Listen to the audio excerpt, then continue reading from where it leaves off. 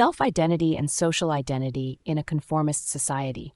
Self-identity and social identity. Imagine standing on the edge of a vast ocean, each wave a whisper of who I am. Let me tell you what science says. Who am I? Physicists would tell you I am just another particle, composed of cosmic dust, a pebble shaped by the laws of nature, no different from any other object in the universe. Here is how I explore the balance between self-identity and social identity.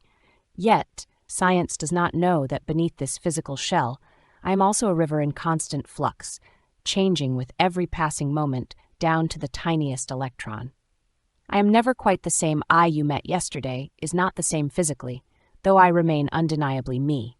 Biologists see me as a link in the grand chain of life, a carrier of the human gene, an organism alive with the pulse of evolution. My self-identity and my singularity.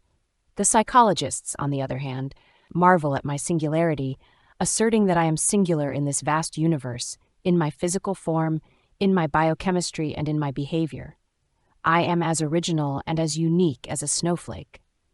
But they do not know that I am like any other person in a community as a self-similar fractal that is abundant in nature. My self-identity and my social identity. But sociologists shift the focus. They argue that the most profound aspect of my existence isn't what sets me apart, but what connects me to others. In this view, the I becomes a we, a thread woven into the intricate fabric of society. I am a social being, a carrier of shared consciousness, a participant in the dance of cultural revolution. Merging with society doesn't diminish me, it empowers me, like a fish thriving in water, like a bird soaring in the open sky. When I connect with the whole of humanity, I become more than just myself. I become part of something greater, a social being. I am like an actor on a stage, donning different costumes and masks, but never truly becoming the roles I play. I remain the true player, the real actor behind the masks. I am the sole custodian of my I-ness, and without this uniqueness, society would lose its sanity. Let me introduce myself. I am what I am. I am irreducible, indivisible, irreplaceable, and a non-transferable being. There is no one like me in the whole world, physiologically, genetically, and behaviorally. In fact, I exist in 3 dimensions: I, we, and me. Each domain of science tries to dissect a piece of me, but no science can capture my essence entirely.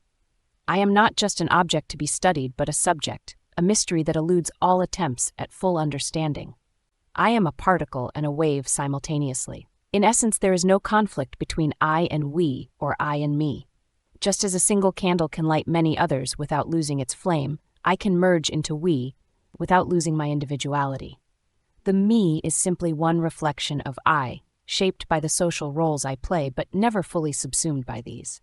However, my greatness, my dignity, my self-respect is not liked by all. The organized religions and absolutist political ideologies like Leninism, Stalinism, etc. strive to rob me from my I-ness, my individuality, my autonomy, my creativity, my intellect. They seek to define me, dissect me, and reduce my individuality into its attributes. Human being, a Kashmiri, an Indian, an Asian, an Aryan, member of a social class, etc. They tear me apart by juxtaposing one of my attributes with the other as if these are inherently hostile to each other. They treat my individuality as a public property and mortgage it to a particular collectivity. By getting dissected, I cease to be a holistic being and become a clone. This impoverishes me spiritually and culturally. Unilaterally, they decide how much uniqueness should I share with my fellow beings, and how much should I remain myself, leaving no room for any creativity and autonomy. They force me to completely submerge into we. I become a pauper by this abject surrender. This is being done through authoritarian child-rearing practices, parenting, schooling, and unilateral control of all interpersonal communication in society and through other social practices. When I become their mental slave, they become my masters and preceptors. I see the reality through their eyes. I cease to be myself and a social actor. They do things through me. My abject surrender, my losing of individuality and creativity, does not enrich and benefit society. This makes society a herd of sheep, downgrading it to the level lower than that of subhuman primates. My social identity is my mask. I am like an actor on a stage, donning different costumes and masks, but never truly becoming the roles I play.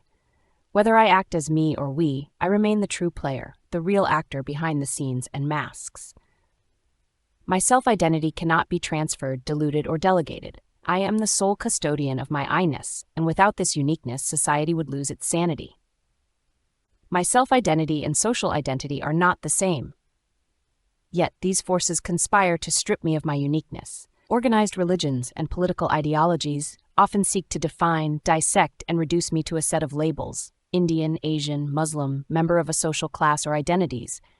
These labels tear at the fabric of my individuality, turning me into a clone and robbing me of my spiritual and cultural richness. They demand that I surrender my I-ness to the collective we, but this surrender doesn't enrich society. It impoverishes it, reducing it to a herd of sheep led by shepherds who claim divine authority. These ideologies, born from the brutal suppression of past uprisings, preach human impotence in the face of social forces, offering divine saviors as our only hope. But in reality, they facilitate the exploitation of human labor, keeping the oppressed in chains. A hierarchy of self-proclaimed leaders emerges to maintain this status quo, treating humanity as nothing more than a flock to be controlled and oppressed. These ideologies teach impotence of man in face of the social forces and indispensability of divine saviors in the changing present state of affairs. In practice, these facilitate rape of human labor and subjugation of the oppressed.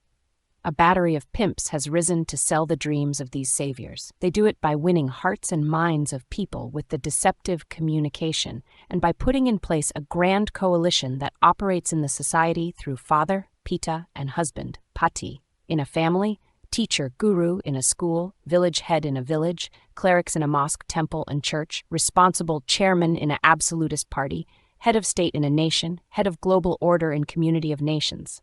But I resist. Hereby I proclaim I am not what others say I am.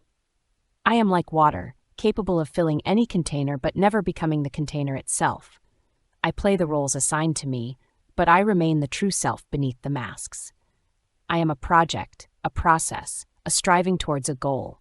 I alone define and set goals for myself.